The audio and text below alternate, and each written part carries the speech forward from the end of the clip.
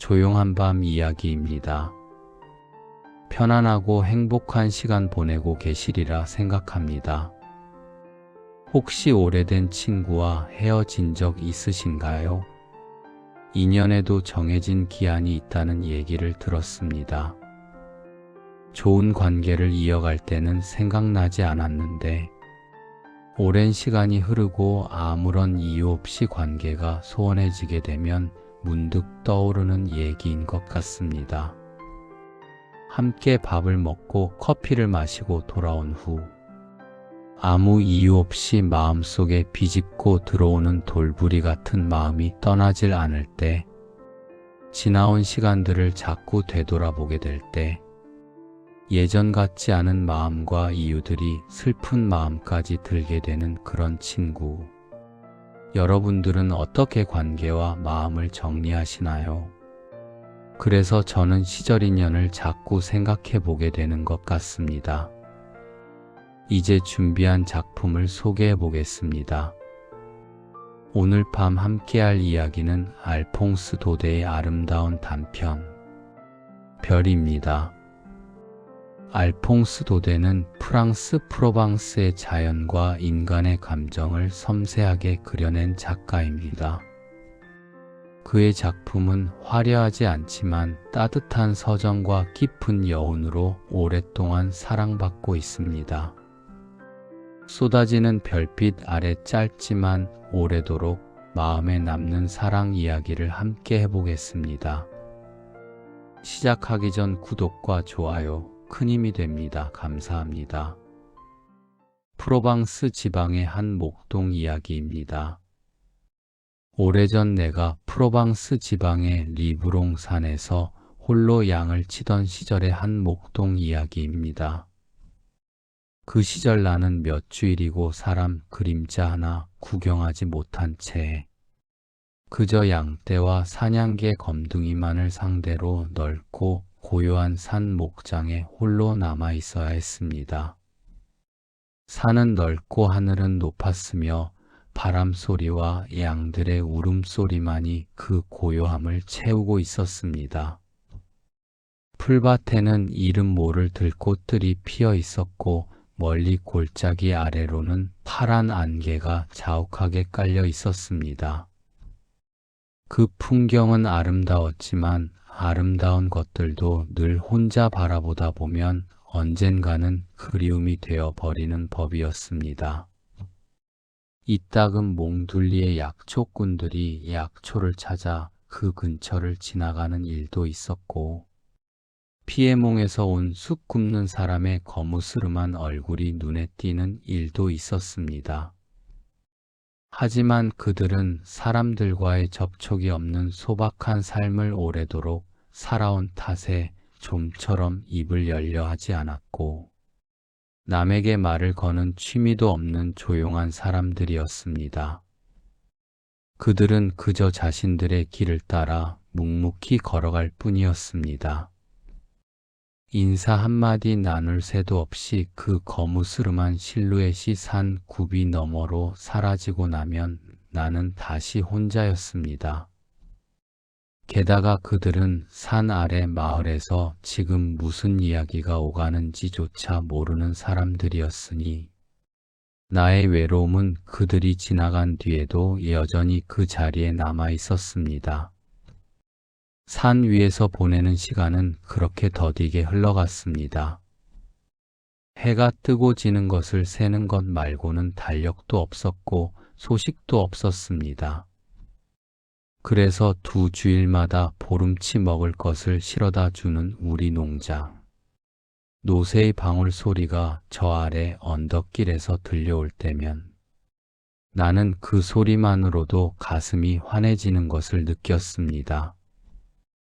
방울 소리는 멀리서부터 맑게 울려왔고 그 소리가 가까워질수록 나의 발걸음도 빨라졌습니다.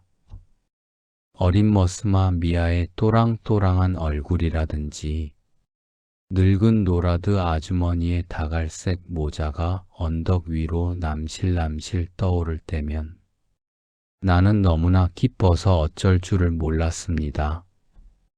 그들이 가져다 주는 것은 먹을 것만이 아니었습니다. 그들은 마을의 이야기를 가져다 주었고 사람들의 온기를 가져다 주었습니다. 그때마다 나는 산 아래에서 어느 집 아이가 세례를 받았는지, 누가 결혼을 했는지 그 사이 일어난 소식들을 연거죽게 캐물었습니다. 오래된 번역이나 소설에서 연거주는 숙박장소의 주인을 나타내는 말이라고 합니다. 마을의 작은 이야기들 하나하나가 오랜 가뭄 끝에 내리는 빗물처럼 내게는 소중하게 느껴졌던 것입니다. 그 사이 일어난 소식들을 연거죽게 캐물었습니다. 누구네 집 늙은 개가 새끼를 낳았다는 이야기도 좋았고, 누구네 밭에 감자가 풍년이 들었다는 이야기도 좋았습니다. 그 평범한 이야기들이 산 위의 고독한 목동에게는 세상이 살아있다는 증거처럼 느껴졌습니다. 그러나 무엇보다도 내 가슴 가장 깊은 곳에 자리 잡고 있던 관심은 언제나 한 사람을 향해 있었습니다. 이 근처 백리안에서 가장 예쁘다고 소문난 우리 스테파네트 아가씨가 어떻게 지내는가 하는 것이었습니다. 아가씨 이름을 생각하는 것만으로도 나는 말할 수 없는 무언가를 느꼈습니다. 그것이 무엇인지 정확히 표현할 수는 없었지만 가슴이 간질간질하고 눈앞이 환해지는 것 같은 그런 느낌이었습니다. 나는 그 관심을 드러내지 않으려 애쓰면서도 아가씨가 자주 잔치에 나가 저녁 나들이를 하는지, 여전히 새로운 남자친구들이 아가씨의 환심을 사려 드는지를 넌지시 알아보곤 했습니다. 미아는 그런 것들을 별로 신경 쓰지 않는 아이였고, 노라드 아주머니는 이런저런 마을 소식을 제잘제잘 잘도 이야기해 주었습니다. 보잘것없는 일개 목동인 내가 그런 것들을 궁금해하는 게 무슨 소용이 있느냐고 묻는다면 아마도 나는 이렇게 대답할 것 같습니다. 나는 20살이었고 스테파네트 아가씨는 그때껏 내가 본 사람들 중에서 가장 아름다운 사람이었다고. 그것만으로 충분하지 않겠습니까? 20살의 가슴에는 이유 없이 설레는 것들이 있는 법이고, 그 설렘 앞에서 소용있고 없음을 따지는 것은 사치이니까요. 어느 일요일이었습니다. 보름치 식량이 오기를 눈이 빠지도록 기다리고 있었는데 그날따라 아주 늦게야 식량이 도착했습니다. 아침 나절에는 큰 미사를 보러 갔다 그럴 테지 하고 생각하며 기다렸습니다. 해가 중천에 이르도록 방울소리는 들리지 않았습니다. 점심때가 되어 소나기가 퍼붓기 시작하자 이번에는 길이 나빠 노새를 몰고 떠날 수 없었으리라 짐작하며 초조한 마음을 달랬습니다. 빗소리가 지붕을 세차게 두들겼습니다. 산 위에서 혼자 기다리는 시간이란 참으로 더디게 흘렀습니다. 구름이 산봉우리를 감쌌다가 흘러가고 빗소리가 지붕을 두들겼다가 멈추기를 반복했습니다.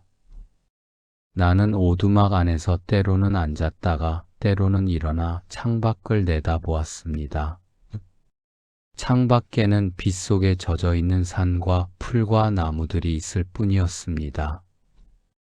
그런데 3시쯤 되자 마침내 하늘은 씻은 듯 맑아졌고 비에 젖은 온 산이 햇빛을 받아 눈부시게 빛나기 시작했습니다. 비가 그친 산은 언제나 새로 태어난 것처럼 싱싱하고 빛났습니다. 나뭇잎마다 매달린 물방울들이 햇살에 반짝였고 개천에는 물이 불어 잔잔히 넘치고 있었습니다. 풀 냄새와 젖은 흙 냄새가 섞여 코끝으로 스며들었습니다. 그 소리들 사이로 문득 방울 소리가 들려왔습니다. 그건 마치 부활절에 울리는 교회 종소리만큼이나 맑고 경쾌한 소리였습니다. 나는 일어서서 그 소리가 나는 쪽으로 눈을 돌렸습니다. 언덕길 아래에서 무언가가 올라오고 있었습니다. 그런데 막상 노새를 몰고 나타난 사람은 꼬마 미아도 아니었고 늙은 노라드 아주머니도 아니었습니다. 누구였을까요? 잠시 눈을 감고 그 순간을 떠올려 보면 지금도 가슴이 두근거립니다. 바로 우리 아가씨였습니다. 우리 스테파네트 아가씨가 노새 등에 실린 버들고리 사이에 반듯하게 앉아 몸소 나타난 것이었습니다. 나는 처음에는 내 눈을 믿을 수가 없었습니다. 그래서 그냥 멍하니 서 있었습니다. 맑은 산의 공기와 소나기로 시원하게 식힌 바람을 맞아 그녀의 볼은 온통 발갛게 상기되어 있었습니다. 레이스로 장식된 모자 아래로 빛나는 눈이 반짝였습니다. 미아는 알아누워 있고 노라드 아주머니는 휴가를 얻어 자기 아이들을 보러 갔다는 것이었습니다. 그래서 오늘은 아가씨가 직접 올라왔다는 것이었습니다. 아름다운 스테파네트 아가씨는 노새에서 내리면서 나에게 그 소식들을 전해 주었습니다. 그 목소리는 맑은 샘물처럼 투명하고 또랑또랑했습니다. 그리고 오는 도중 길을 잃어 늦어졌다고 덧붙였습니다. 그러나 곳곳이 빛나는 레이스로 단장한 모자를 보면 덤불 속에서 길을 찾아 헤맸다기보다는 차라리 어느 무도회라도 들렀다가 늦어진 것처럼 보일 지경이었습니다. 그 모자는 조금도 구겨지지 않았고 드레스 자락도 흠잡을 데 없이 단정했습니다. 아가씨는 길을 잃었다기보다 구름 위를 걸어온 것처럼 보였습니다. 아, 귀여운 아가씨였습니다. 아무리 바라보아도 실증이 나지 않는 그런 사람이었습니다. 그때까지 그렇게 가까이에서 아가씨를 바라본 적이 없었던 것입니다. 겨울이 되어 양떼를 몰고 들판으로 내려가서 저녁을 먹으러 농장으로 들어가면 가끔 아가씨가 식당을 휙 가로질러 지나가는 때도 있었습니다. 그럴 때 나는 슬쩍 고개를 들어 아가씨의 뒷모습을 눈으로 쫓곤 했습니다. 하지만 아가씨는 거의 하인들에게는 말을 거는 일이 없었습니다. 늘 아름답게 차려입고 어쩐지 먼 곳에 있는 사람처럼 느껴졌던 아가씨가 지금 이렇게 내 눈앞에 와 있는 것이었습니다. 오로지 나만을 위해서 말입니다. 그러니 그만하면 설레일 만도 하지 않겠습니까? 바구니에서 식량을 꺼내기가 무섭게 스테파네트 아가씨는 신기한 듯 주위를 휘둘러 보기 시작했습니다.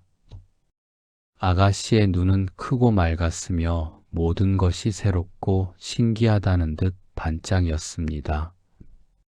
산 위의 목장이 아가씨에게는 낯선 세상처럼 느껴지는 모양이었습니다. 아가씨는 고운 나들이 옷의 스커트 자락을 살짝 걷어 올리더니 양을 몰아놓는 우리 안으로 들어갔습니다. 내 잠자리며 양모피를 깐 집자리며 벽에 걸린 커다란 두건 달린 외투며 내 채찍, 그리고 구식 엽총 따위를 구경하고 싶어 했습니다.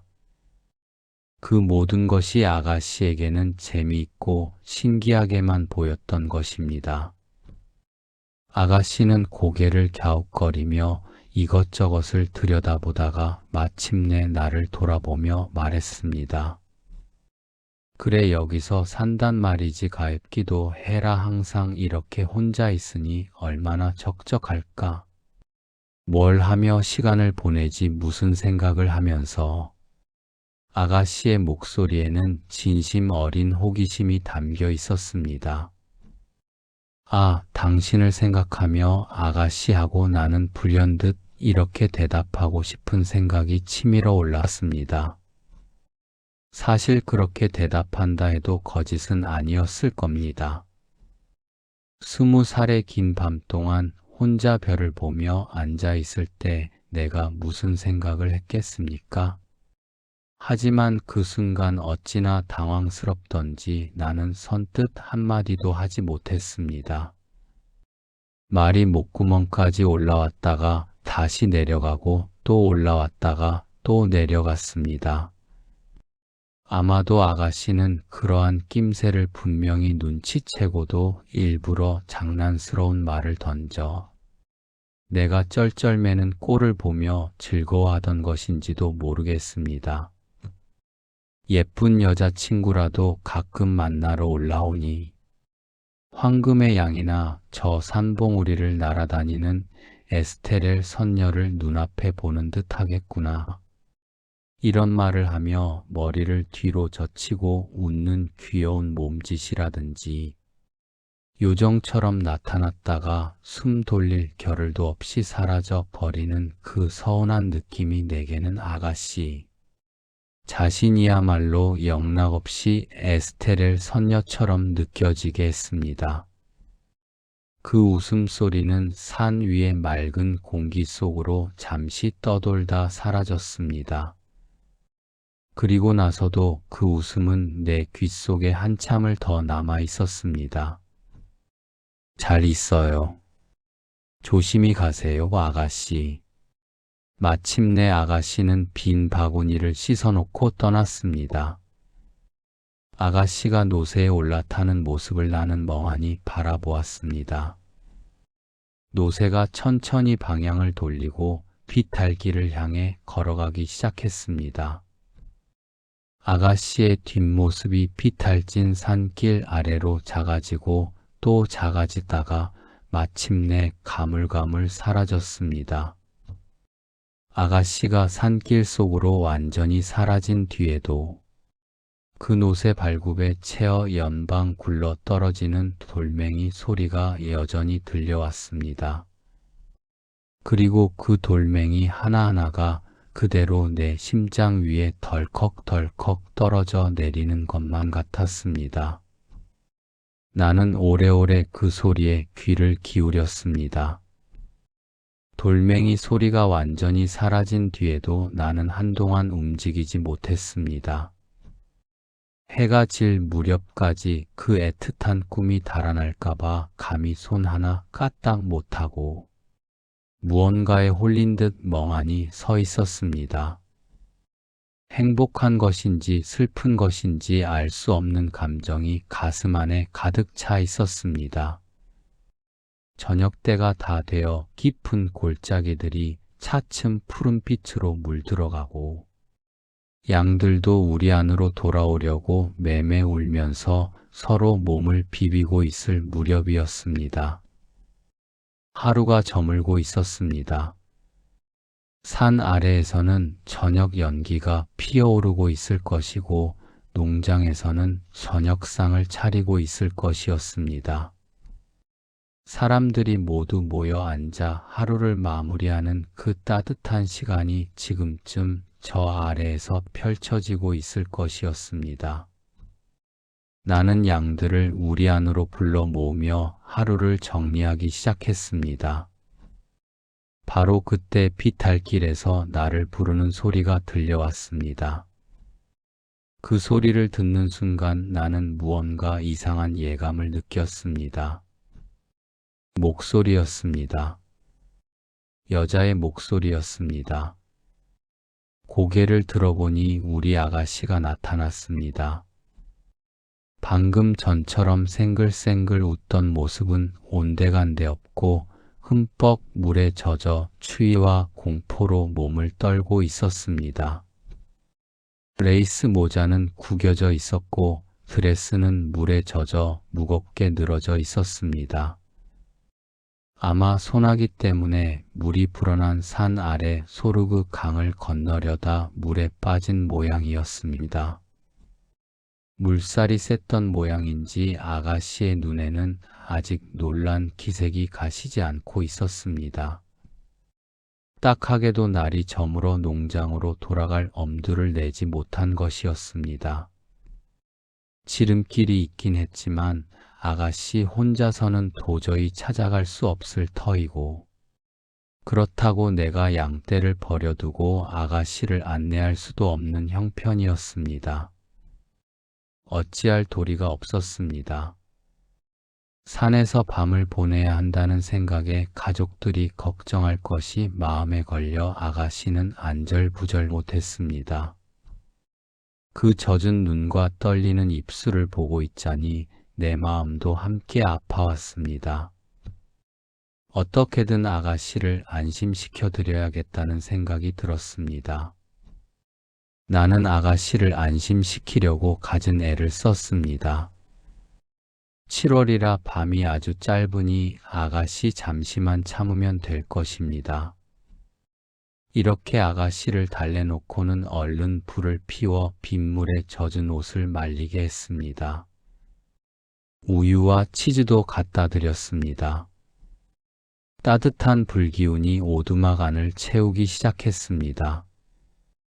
불꽃이 탁탁 튀며 타오르는 소리가 오두막 안을 포근하게 감쌌습니다. 그러나 가엾은 아가씨는 불을 쬐려고도 무엇을 먹어볼 생각도 하지 않았습니다. 그저 작은 몸을 잔뜩 웅크린 채 멍하니 불꽃을 바라볼 뿐이었습니다. 무릎을 모으고 앉아서 타오르는 불꽃을 바라보는 아가씨의 얼굴에는 걱정과 피로와 서러움이 함께 담겨 있었습니다. 아가씨의 눈에 굵은 눈물방울이 맺히는 것을 보았을 때 그땐 나까지 울고 싶어졌습니다. 어찌할 수 없는 그 침묵이 우리 사이에 조용히 내려앉았습니다. 불꽃 소리만이 그 침묵을 채우고 있었습니다. 그러는 동안 밤이 되었습니다.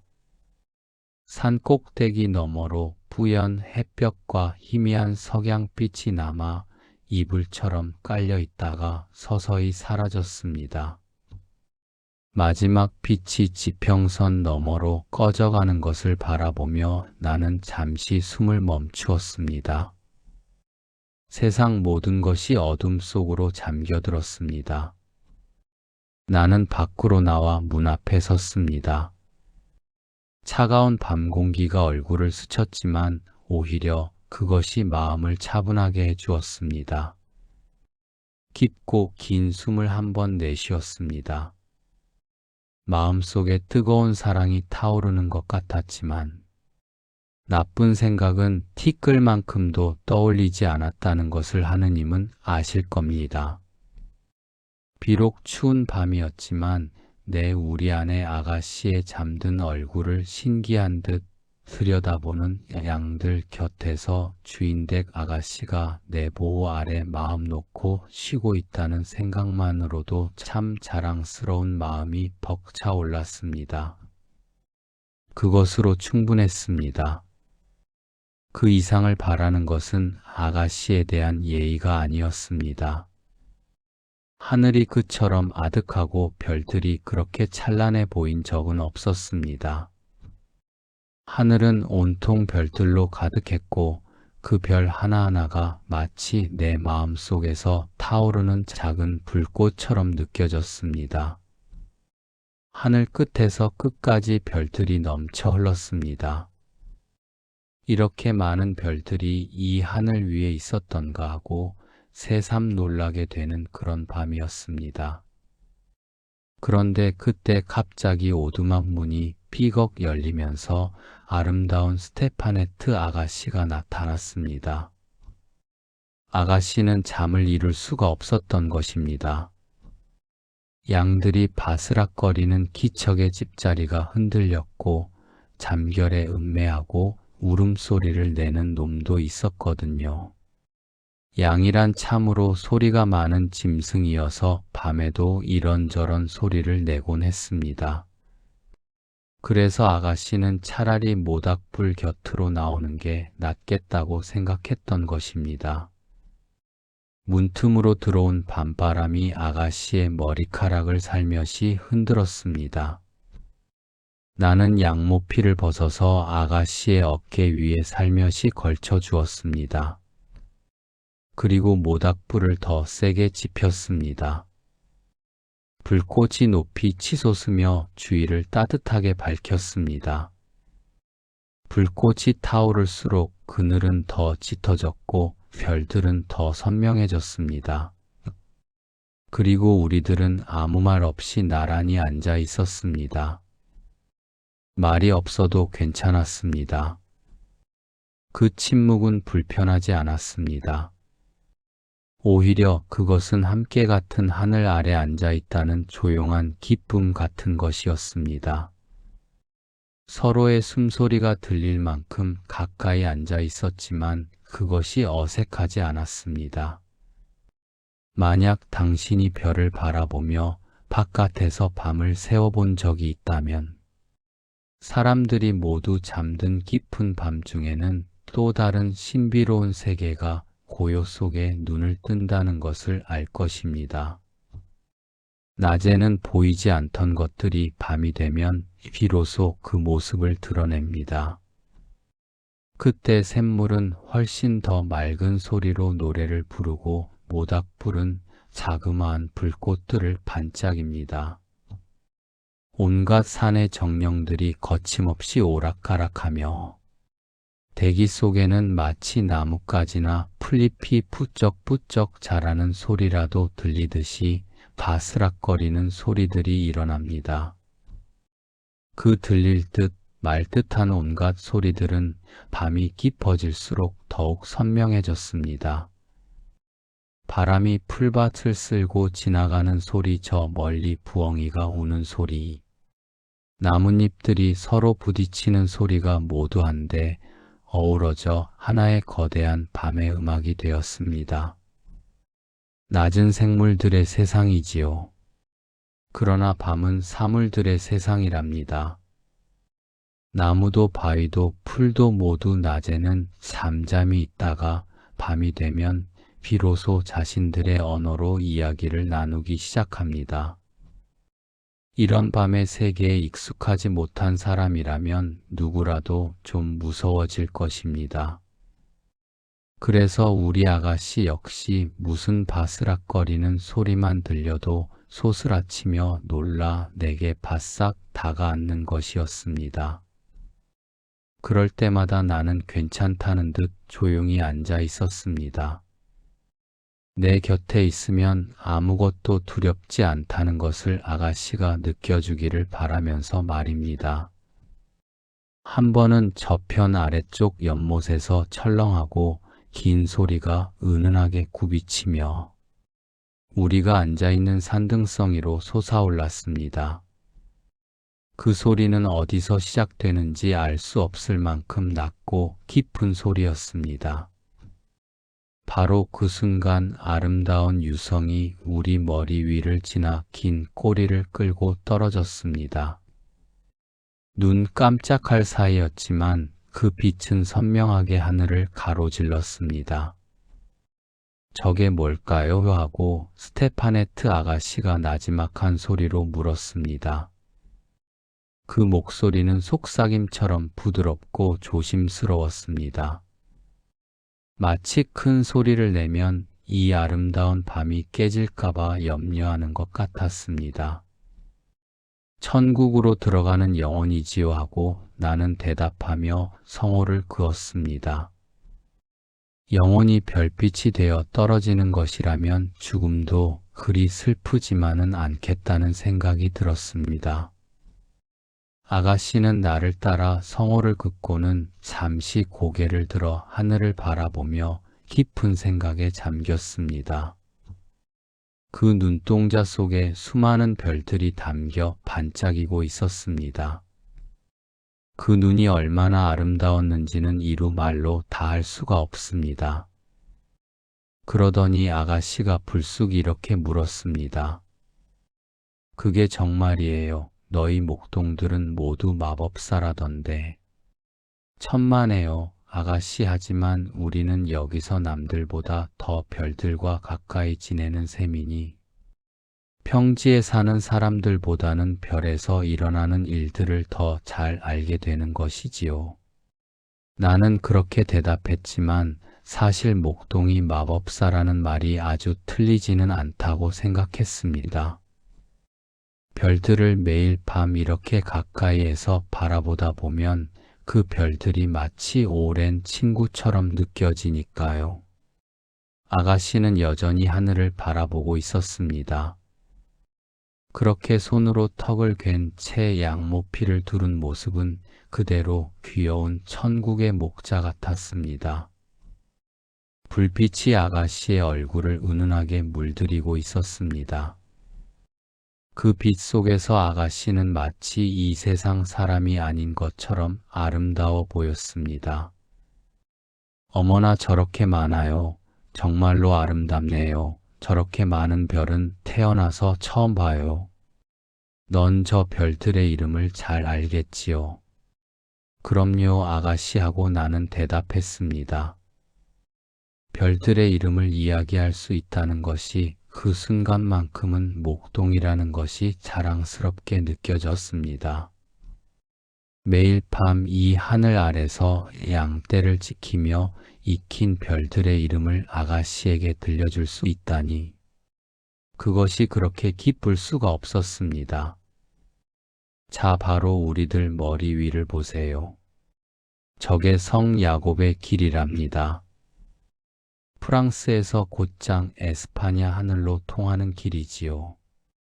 샤를마뉴 대왕이 살라센 사람들과 전쟁을 할 때 바로 갈리시아의 성 야곱이 용감한 샤를마뉴 대왕에게 길을 알려주기 위해 그어놓은 것이랍니다. 아가씨는 입을 살짝 벌린 채 그 이야기를 들었습니다. 그 길은 지금도 하늘을 가로질러 환하게 뻗어 있었습니다. 수천 년 전의 이야기가 지금도 저렇게 저 하늘에 새겨져 있다는 것이 신기하게 느껴졌습니다. 좀 더 저쪽으로 보면 영혼들의 수레가 보이고 그 반대쪽에는 굴대 4개가 보이지요. 그 앞에 있는 별 셋이 3마리의 짐승이고요. 그 3번째 별 바로 곁에 붙어 있는 아주 작은 꼬마별이 마차꾼이랍니다. 꼬마별은 정말로 작고 희미했지만 잘 찾아보면 거기에 있었습니다. 그 언저리에 온통 빗발처럼 내리떨어지는 별들이 보이지요. 그건 하느님께서 당신의 나라에 드리고 싶지 않은 영혼들이랍니다.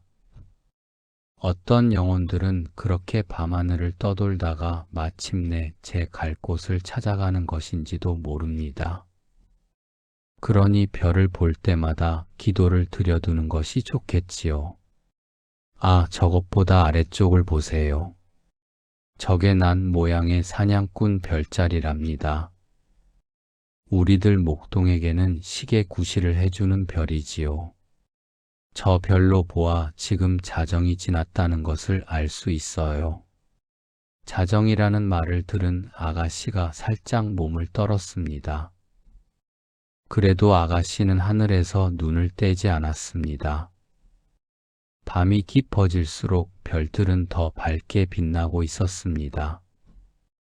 또 아래쪽에 있는 게 별들의 횃불인 장 드 밀랑이에요. 저 별에 관해서는 목동들 사이에 이런저런 이야기가 전해지고 있어요. 어느 날 밤 장 드 밀랑이 사냥꾼 별과 플레이아데스와 함께 그들의 친구별 잔치에 초대를 받았다나 봐요. 플레이아데스는 남들보다 일찍 서둘러서 맨 먼저 떠나 윗길로 접어들었지요. 저 위쪽 하늘 한복판을 보세요. 바로 저 빛나는 무리들이 그 길을 걷고 있는 것입니다. 별들이 잔치에 서두르는 모습이 눈에 보이는 것 같았습니다. 사냥꾼 별은 좀 더 아래로 곧장 가로질러 마침내 플레이아데스를 따라갔어요. 하지만 게으름뱅이 장드 밀랑은 늦잠을 자다가 제일 뒤에 처지게 되었지요. 아마도 장드 밀랑은 따뜻한 자리가 얼마나 좋은지 아는 별이었나 봅니다. 그래서 앞서간 별들을 멈추게 하려고 지팡이를 냅다 던졌다는 거예요. 그래서 사냥꾼 별을 장드 밀랑의 지팡이라고도 부른답니다. 아가씨는 빙긋이 웃었습니다. 별들도 잔치에 가고 늦잠을 자고 지팡이를 던지는군요. 그 웃음이 모닥불 빛 속에서 따뜻하게 번졌습니다.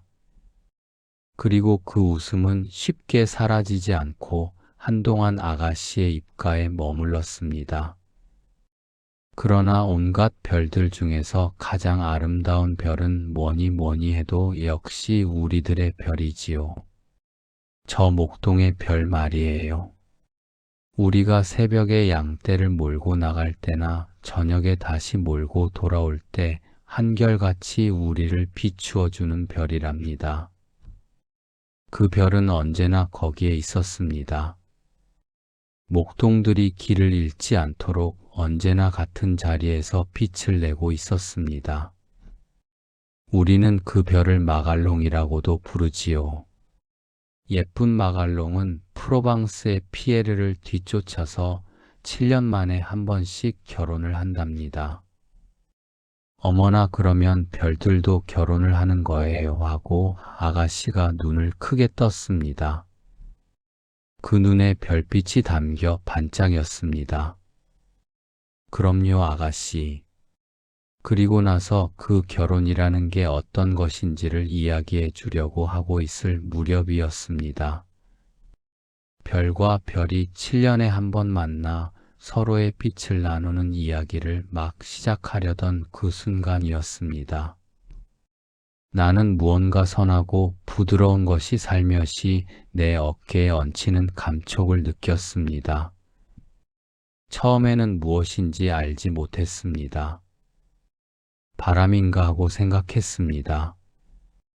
그러나 바람이 아니었습니다.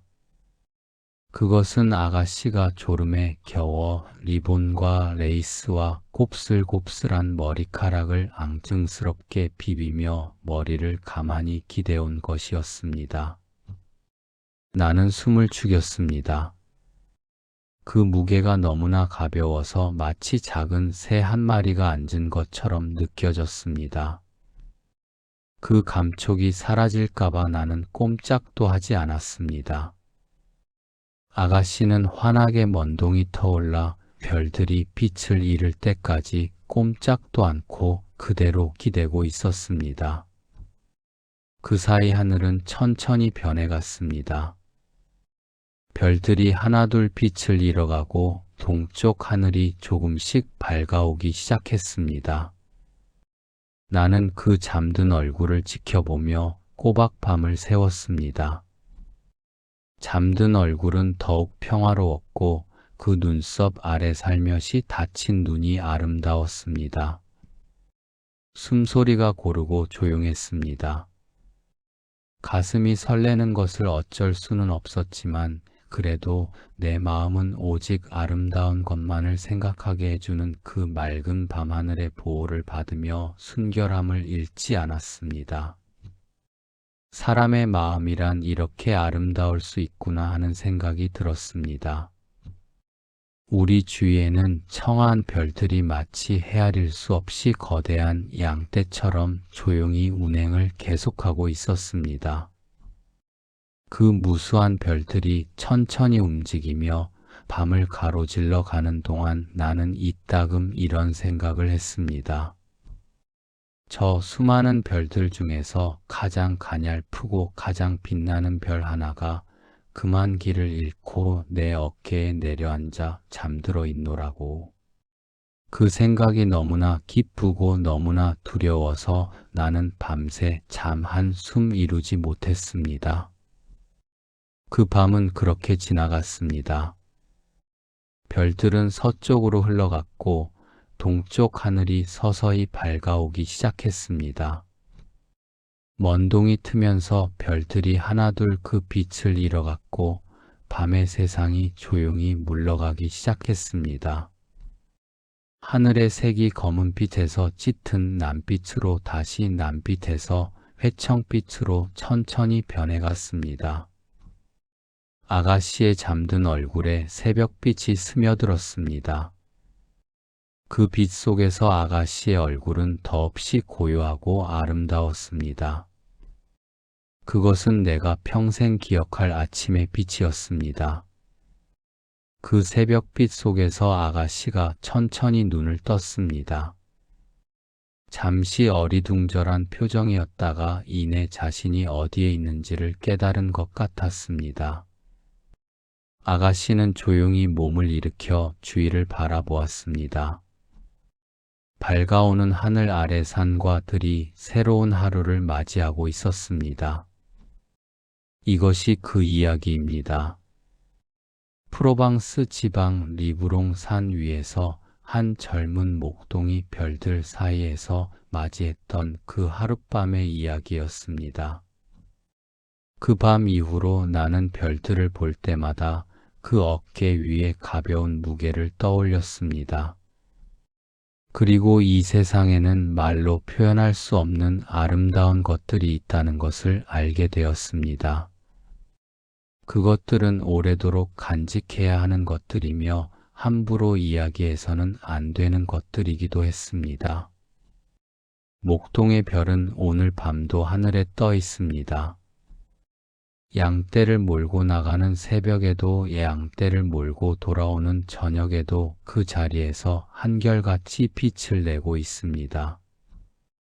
그리고 나는 그 별을 볼 때마다 그 조용한 밤을 생각합니다. 별들이 양떼처럼 흘러가던 그 하늘을 생각합니다. 그리고 가장 빛나는 별 하나가 내 어깨에 내려앉아 잠들었던 그 기적 같은 시간을 생각합니다.